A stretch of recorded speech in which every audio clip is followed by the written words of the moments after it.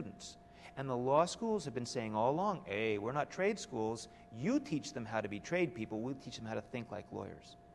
This has been something that the American Bar Association has been talking about since 1992 when the McCrate Commission issued its report on the gap between law schools and practice.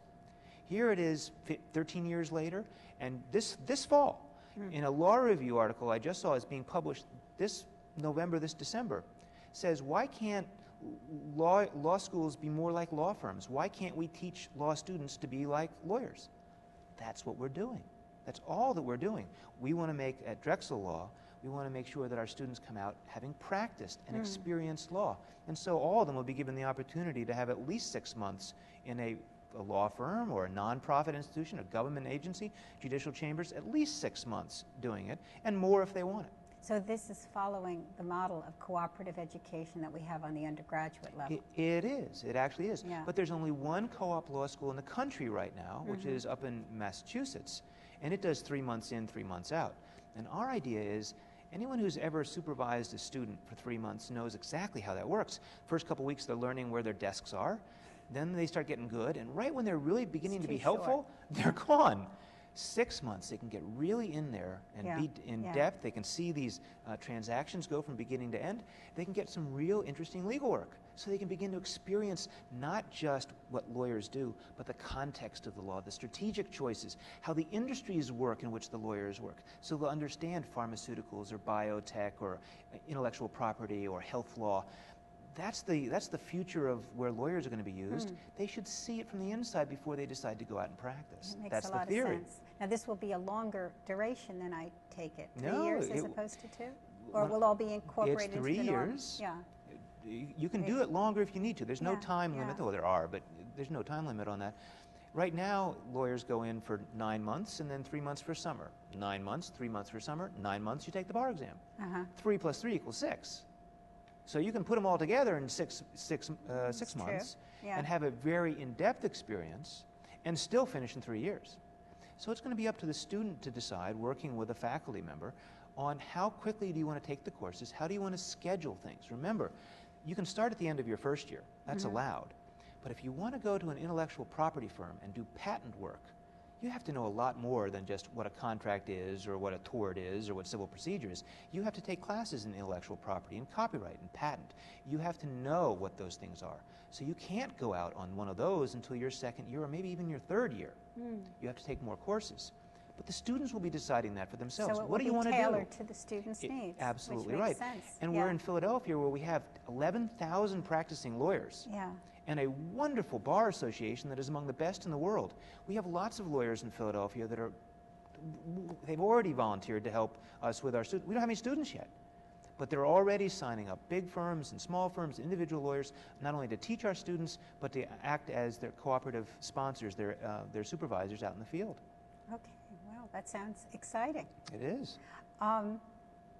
Well, do you feel that, are there other aspects of this legal education, do you think, that will be different? I mean, I hate to bring this up, but there is a kind of PR problem that lawyers tend to have in our society now. And it would seem to me that a new law school might want to tackle the whole question of what it means, but why it is that in our society lawyers are looked upon askance a bit. Is there any aspect of the law school, do you think, that will address the lawyer as a socially responsible citizen, as a good citizen, as well as obviously a trained in a particular specific field? Unquestionably. One of the problems that law has had over the last 20 years is that it has become more of a business because the press of hours, and you have to pay the rent and you do the overhead and all the salaries have gone up.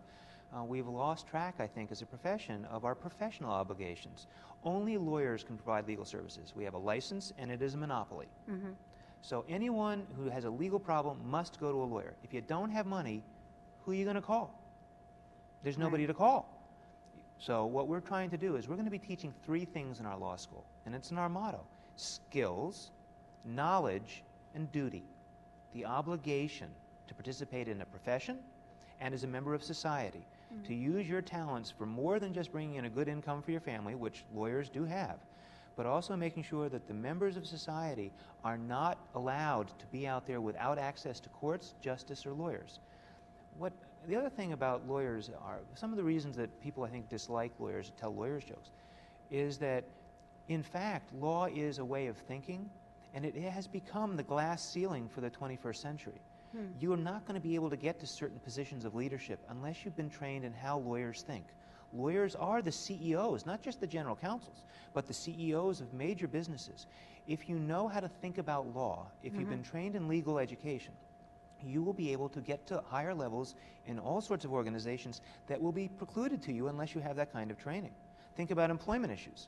How can you rise as an HR professional unless you know about discrimination, workplace, anti-retaliation procedures, EEO rules and procedures, Family Medical Leave Act, age discrimination? You don't even know what those, you can say them, but what they mean is very difficult, and sometimes it's judicial opinions, sometimes it's statutes, sometimes it's juries, sometimes it's arguments. It's very complicated. You can't be, in my view, a good HR professional unless you know where the law is and where it's going. That's law.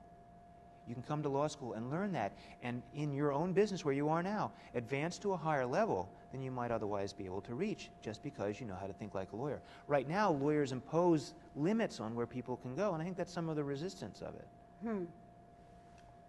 So thinking like a lawyer, I mean, that's part of where the, I guess, some of the bad reputation comes into play, and yet it's a form of power. It is a form of power. Thinking like a lawyer, and the idea is to link it to some degree of humanity so that it doesn't become just a way of, whether it's making money or winning. And I guess that context is what sometimes people don't see. It's true. The word Philadelphia, the phrase, the Philadelphia lawyer, is internationally known. It's probably not very well known in Philadelphia. Philadelphia lawyer is an accolade. It's a tribute. It was given to Andrew Hamilton, not Alexander Hamilton, but Andrew Hamilton. He was a lawyer in Philadelphia. This was before we were a free country, before we had a constitution. There was a printer in New York, John Peter Zenger, who had published something that was critical of King George. So he was arrested and thrown into jail and it was of treason. He could have been killed. They couldn't find a lawyer in New York to represent him.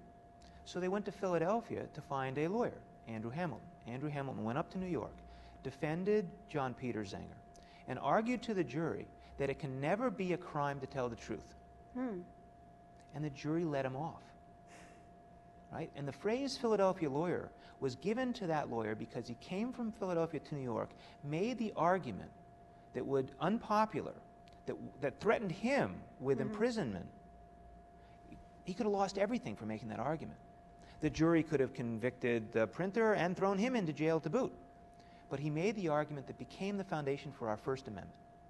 That's what a Philadelphia lawyer is. So that's I never an incredible heard that tradition. Phrase. I never knew that phrase. Well, that's because you're from Philadelphia. Oh. We never hear it here. But you go over to Europe, you go into other parts of the country, Philadelphia lawyer is the kind of creative thinking that people want when they're in trouble or when they have a deal they need to get done that has a lot of angles and different thinking, and you really want to have someone creative in there.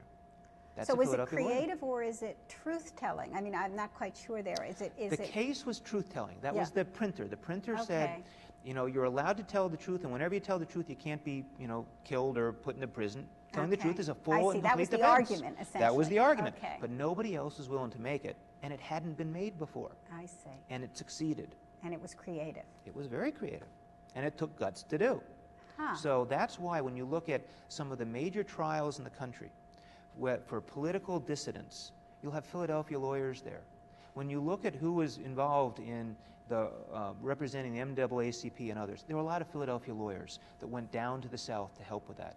When we had literally from Philadelphia, or the type that we're talking about, but they really from Philadelphia. Now, do you feel so? You still believe that there's a tradition in Philadelphia somehow of a certain kind of creative thinking that is different from other parts of the country? Unquestionably, we have in Philadelphia the best pro bono and public interest network in probably the world. Now, why is that?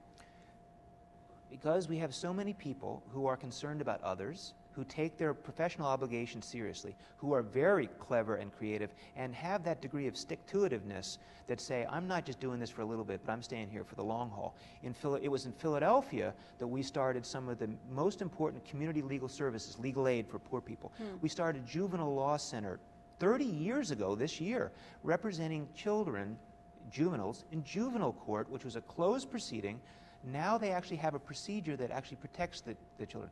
We've been representing the elderly, we've represented those with AIDS. You go through any issue, and you will find people in Philadelphia that are making national law, not only to benefit those with disabilities here in Philadelphia or in Pennsylvania, but making the laws about disabled rights for the entire United States. That was done in our legal services office here in Philadelphia. They were the ones that argued it to a conservative Supreme Court of the United States and won.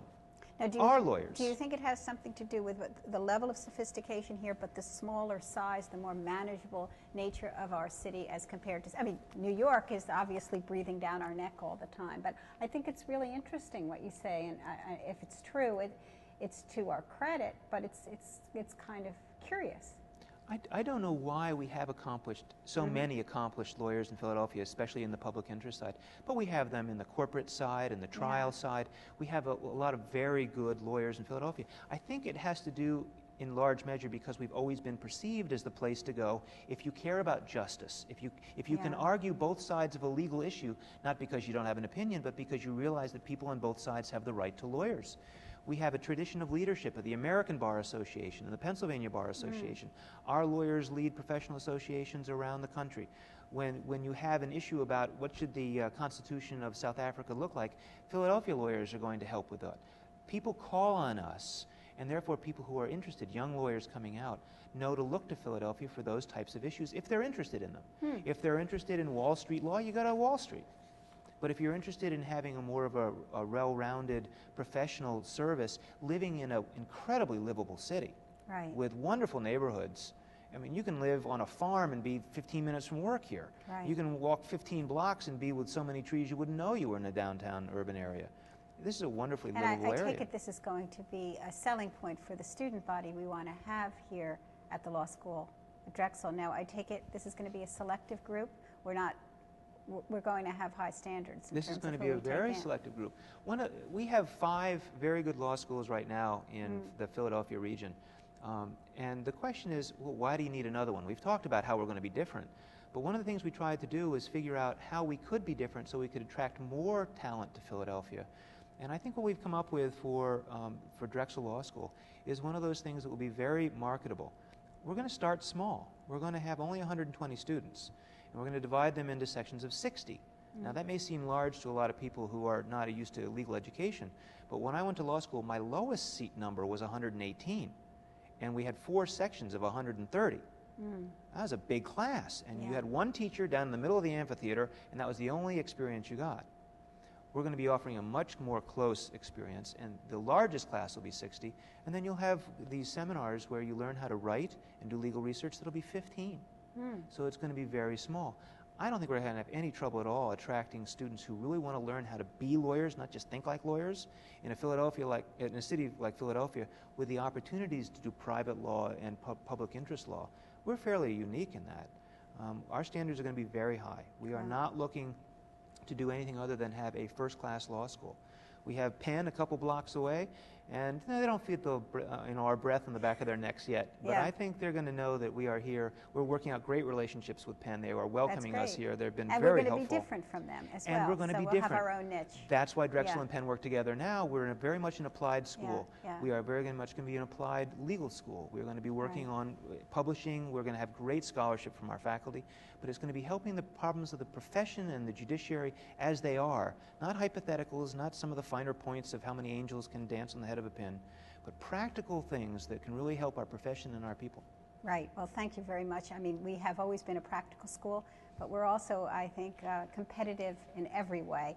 And I want to thank you as a Philadelphia lawyer for being with us today. It's my pleasure. Thank you very much. Thank you. And I want to thank you for joining us at the Drexel interview.